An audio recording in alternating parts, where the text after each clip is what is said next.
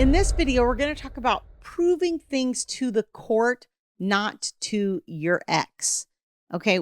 Now, in this, I'm primarily talking about communication. And I think this is a big hurdle for a lot of people to get past, where they just have to come back in the messages or the communication and they're trying to justify or explain why they're doing something, pointing out errors of the other person or whatever it is. And when we're doing that, we're really sabotaging ourselves in a multitude of ways. Let me just remind you, if you like this content and you find it helpful, don't forget to hit like on this video and also subscribe to the channel so that you get notified as new videos are released. What do I mean by that sabotages us? Well, it does a couple different things. So when I receive a message, let's say from my ex, and my response to that is, I am trying to follow the court order, or you aren't following the court order, or, don't forget that the judge said this, or, you're not thinking about the kids, or you're not whatever, the accusations, or we get accused of stuff and we go, I didn't do that. I didn't say that. That's not what happened, blah, blah, blah, blah. Right.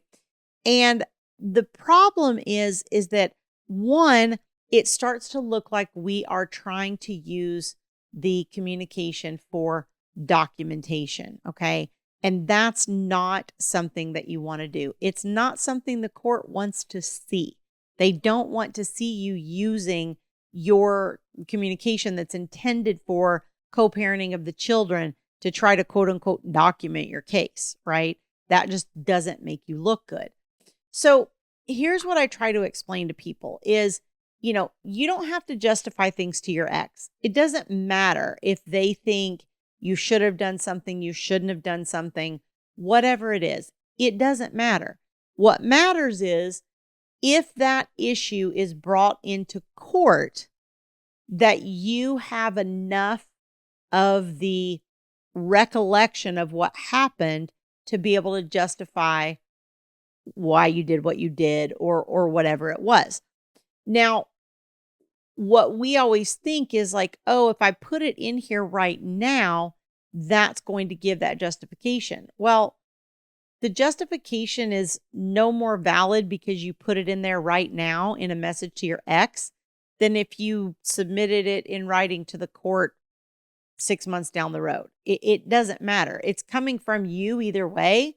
So it's your testimony about it either way. So whether that comes through, again, you putting it in an app or a message or whatever, or you presenting it to the court 6 months from now, it's no more or less valid. Okay. So you don't have to justify things to your ex about why or what you're doing. There's two other components. One of them is a lot of times we're sort of giving away our secrets, right? We're telling our ex what we're tracking, what we're watching. Oh, I'm watching you. Oh, I see you're doing this. Oh, I'm keeping track of this. Oh, blah, blah, blah. And you're almost like giving it away, right? Which is, it's too much. You are actually hurting your chances of being able to gather more good evidence because you're kind of putting them on alert. I always tell people, you want them to think you're oblivious. You want them to think that you're just as naive and oblivious as anything, and you're just la, la, la, la, la, going through life, and you have no idea what they're doing and you don't care. That's what you want them to think. Why? Because then they get bolder in their actions, and then it's easier to gather the evidence that you're trying to gather to go, okay, this is what they're doing. This is a problem. Okay, the other way this comes into play is if you are communicating with them and you are putting all of these reasons in why and all this kind of stuff, then what happens, especially with a high conflict or narcissistic person, is it just gives them more things to come back and argue with you on. Like if you said, well, I didn't do this because I thought you were going to do it. And then they're like, well, why would you think that? I never said that. I didn't tell you I was going to do it. I don't know what made you think that, blah, blah, blah. And then you're just, again, it continues, right? And with a narcissistic person, just becomes this loop that you're stuck in of message after message after message after message, where you just keep having to respond. So what I always tell people is, is there a question mark or is there a request for information? If there isn't either one of those things, then you just don't answer, because you don't need to justify, again, what you are or aren't doing or what is or isn't happening according to your ex's narrative. Now, if the allegation is really extreme, like if they said, "Oh, you left a bruise on our child," okay, then I might respond to that and say, that's not true. If that didn't happen. But for most of the little, like, day-to-day petty things, you don't need to argue about that at all.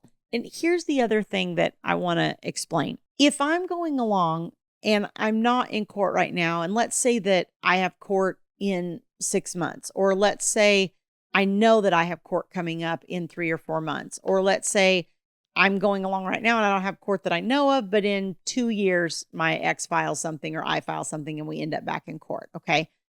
When you do end up in court, what's going to happen is there's going to be 2 or 3 of these incidences between you, right, that end up making it into the court, so to speak, either by somebody's declaration or somebody's testimony or whatever it is. There's only 2, 3, 4, a handful of incidences, in other words, that are actually going to end up in front of the court where you guys are trying to provide information. This is why I say documentation is important, because you don't know what those handful of things are, and you don't know what's going to be said about them. So you keeping documentation in some form is really important. I like an Excel spreadsheet. That's my favorite. Just keep it simple. And honestly, that can give you a lot of protection, because then you're writing down notes. It's very tedious. It's very time consuming. But if and when that particular issue comes up 6 months, 12 months, whatever from now, you can go back and there are your notes about it. And then you can give your justification for the who, what, when, why, and how of whatever you did, right? So if I'm in the messaging with my ex and I'm trying to make those arguments in every single communication that we have, what do you think that does to the co-parenting also? It destroys it even more. And I know a lot of you are going, "Tammy, it's already destroyed. It can't be any worse." Okay, well, if it's already destroyed, it can't be any worse, then let's try to improve it. Okay. And the way that you improve it is by minimizing it. Okay. Especially with a narcissistic or high conflict person, minimal is best, because that's my goal is always get in, get out. How do you shut the conversation down right away? When you're doing this and you're making these arguments back and forth, it's breaking down the co-parenting and it's engaging in the conflict with them, and it's sort of feeding the beast. And honestly, again, a year from now, 2 years from now, whenever you go to court, 3, 4, 5 of those things are going to end up in front of the court. All the rest of them, not at all. So you've made all these arguments back and forth that are never going to see the light of day. And all it's done is break down the co-parenting more and more, and frankly, cause you more anxiety and stress. Honestly, when people can start doing this, the number one thing I hear from them is how much their anxiety has decreased in the process. Okay. So it can be really, really helpful. And especially, again, with a narcissistic person, I know you get those influxes, tons of messages, all that kind of stuff. That's what we're trying to put a stop to, because that's where your peace starts to come in and your anxiety starts to go away. If you'd like to learn more about how I can help you accomplish that, you can go to divorceuniversityonline.com/VIP-coaching. There's information on that page on my group coaching programs for moms and for dads. And there's also information on my one-on-one VIP coaching services. If you have a little bit more complicated case, or you just really want or need that very high level of support right now, that might be the better option for you. So go check those out, and I'll see you guys next time.